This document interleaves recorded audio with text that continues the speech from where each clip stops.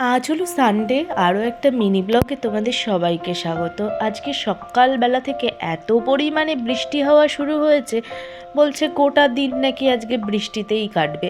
আকাশ দেখেছো কি মেঘলা, এত মেঘ করে রয়েছে। ছুটির দিন যদি এরকম বৃষ্টিতে কাটে না, তাহলে খুব একটা ভালো লাগে না। যদিও আমার বর্ষাকাল খুব পছন্দের কাল, সবাই আমাকে খুব প্যাক দিত, বর্ষাকাল ভালো লাগে, বর্ষাকাল কার ভালো লাগে, কিন্তু আমার না বর্ষাকাল ভীষণ ভালো লাগতো। কিন্তু বর্ষাকালে বাড়ির বাইরে বেরোতে মোটেও ভালো লাগতো না। আর যাই হোক, আজকে রবিবারের সকালবেলা ব্রেকফাস্টে চিকুকে খাওয়াবো গরম গরম ভাত, সাথে ঘি, ডিম ভাজা আর পাঁপড় ভাজা। এটাই ছেলেকে খাইয়ে নেব। আজ আবার ছেলের ড্রয়িং কম্পিটিশান আছে 11:30 কি 12টার থেকে। তো ছেলেকে এখন ওর বাবা রেডি করে দিচ্ছে। বাইরে তো বৃষ্টি হচ্ছেই, এত পরিমাণে বৃষ্টি হচ্ছে যে রেনকোট ছাড়া বাড়ির বাইরে বেরোনো কিন্তু অসম্ভব ব্যাপার। আর আমার ছেলের একটা অভ্যেস হয়েছে, যখনই ওকে জামা প্যান্ট রেনকোট এই সমস্ত কিছু পরানো হয়, সেই সময়ই কিন্তু ও এই রকম নাগিন ডান্স শুরু করে দেয়। তো এই ব্যাগটাতে ওর ড্রয়িংয়ের জিনিসপত্র সমস্ত কিছু গুছিয়ে দিয়েছে, বার্থ সার্টিফিকেটও আছে ওখানে। বার্থ সার্টিফিকেট আরও অনেক কিছু দেখাতে হবে, সেগুলো সমস্ত কিছুই গোছানো কমপ্লিট হয়ে গিয়েছে। বৃষ্টিতে ওর বাবা টোটালি কনফিউজ হয়ে গেছে যে গাড়ি নিয়ে যাব না হেঁটে যাব। বলছে হেঁটে যদি যাই তাহলে যেতে অনেকক্ষণ সময় লাগবে, আর গাড়ি নিয়ে গেলে 2 মিনিটের ভেতরে পৌঁছে যাব। তো আমি বলছি তুমি গাড়ি নিয়ে যাও, ছেলেরও ইচ্ছা গাড়ি নিয়ে যাও। ওর বাবা আর বর্ষাকালে গাড়ি বের করতে চাইছে না, কারণ গাড়ি বের করলে না বর্ষাকালে অনেক সমস্যা হয়, রাস্তাঘাটে গাড়ি স্লিপ করতে পারে, আর শুকনো গাড়িটাকে ভেজাতেও ভালো লাগবে না। তো অনেক ভেবে চিনতে তারপর বললো না, গাড়ি নিয়েই যাই, হেঁটে যাওয়া আর সম্ভব হবে না। আর চিকুর যে সমস্ত ব্যাগে জিনিসপত্র ছিল ওর বাবা স্কুটির ডিকিতে ঢুকিয়ে নিয়েছে, একমাত্র এই বোর্ডটাই বাকি রয়েছে। বোর্ডটাকে ওখানে ঢোকানো যাচ্ছে না, তো ওরা কিভাবে নিয়ে যাবে ওরাই জানে, বোর্ড না আবার ভিজে যায়। তো গাড়ি অনেক দিন, গাড়িকে এখন স্টার্ট দিচ্ছে। আমি বলছি আবার অনেক দিন ধরে বেরোই না, কালকেই ওই বাড়ি থেকে গাড়ি চেপে এলাম, মাথাটা আমার পুরো গেছে। যাই হোক, ওরা এখন চলে যাচ্ছে। 11টা থেকে ড্রয়িং কম্পিটিশান, এখন মনে হয় 10টা কি 10:30 মতনই বাজে। আগে আগে পৌঁছানো ভালো, বৃষ্টি হচ্ছে সবাইকারই যেতে অসুবিধা হবে। ওই যে ওকে বোর্ডটা হাতে দিল ধরতে, দুগ্গা দুগ্গা বলে ওরা এখন রওনা দেবে। আর ওরা চলে গেলে আমি কাজবাজগুলোও সেরে নেব।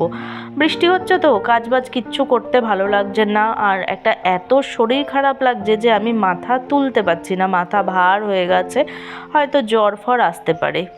আজ রবিবার, ঘরের বিছানা চাদরটাকে চেঞ্জ করে দেব। সাদা বিছানা চাদর অনেক দিন ধরে যদি পেতে রাখি, এমনভাবে ময়লা হয়ে যাবে যে সেটা পরবর্তীকালে মেশিনে তো ভালো কাচাই হবে না, আর হাত দিয়ে কেচেও সেই সাদার উজ্জ্বল্যটা ফিরে আসবে না। তাই 2 দিন অন্তর অন্তর আমি কিন্তু ঘরের বিছানা চাদরটাকে চেঞ্জ করে দিই, কারণ আমার প্রত্যেকটা বিছানা চাদরই সাদা, অন্য কালারের নয়। আর এরপরে আমি ঘরটাকে খুব ভালোভাবে মুছে নেব। রোজ দিন মোছা না সম্ভব হয় না, কারণ চিকুকে স্কুল নিয়ে যাওয়া, পড়তে নিয়ে যাওয়ার পর আমি 8 বার যাতায়াত করে এতটাই টায়ার্ড হয়ে পড়ি, আমার পক্ষে সম্ভব হয় না রোজ ঘর মুছে ঘর টিপটাপ করে রাখা। তো এই গরমের ভেতরে এই যাতায়াত করতে করতেই আমার সময় চলে যায়। ঘর দোর মুছে স্নান করে চলে এসেছি। ওই যে বাড়ির সামনেটা দেখতে পাচ্ছ, 2টো কুকুর দাঁড়িয়ে রয়েছে। এই বৃষ্টিতে কুকুর, গরু, ছাগল, পশু পাখিদের যে কী অসুবিধা, ওদের কথা ভাবলে না আর বলতে ইচ্ছে করে না যে বর্ষাকালটা আমার খুব প্রিয় কাল। স্নান টান করে এসে দেখছি 2খানা পাখি আমার জানলাতে বসেছিল, আমার আওয়াজ পেয়ে ফুরুত করে উড়ে চলে গেল। ওদের দেখে এতটা কষ্ট লাগলো না, পুরো কাক ভেজা হয়ে গেছে। কি আর করা যাবে, প্রকৃতির নিয়ম। বাছা আমার কম্পিটিশন হলে পৌঁছে গিয়েছে। এই রুমটা এখনও ভর্তি হয়নি, এর পাশের রুমটা কিন্তু ভর্তি হয়ে গিয়েছে। কিছুক্ষণ পরে এই সমস্ত জায়গা কিন্তু একদম ফিল আপ হয়ে যাবে। ওর নাম ছিল 135 জনের, পরে আগে আগে পৌঁছেছে, ভালোই হয়েছে। আর এত বৃষ্টি হচ্ছে, বাচ্চা কাচ্চা যে কী করে আসবে ভগবানই জানে। ওই রুমটা কিন্তু পুরো মানে ফিল আপ হয়ে গিয়েছে, সবাই যে যার মতো ড্রয়িং কম্পিটিশান দিতে শুরু করে দিয়েছে, আরম্ভও হয়ে গেছে। এইটুখানি ভিডিও ওর বাবা পাঠালো, আমি ভাবলাম তোমাদের সঙ্গে একটুখানি শেয়ার করে নিই। ওই যে দেখো সুন্দরভাবে আঁকা আঁকি শুরু করে দিয়েছে। ও যে কম্পিটিশানে নাম দিয়েছে, ওখানে যে এতজনার মধ্যে আঁকছে, এটাই অনেক বড় কথা। কি হবে, কি পজিশন পাবে, এটা বড় কথা নয়। কিছু শুনতে পাচ্ছ তোমরা?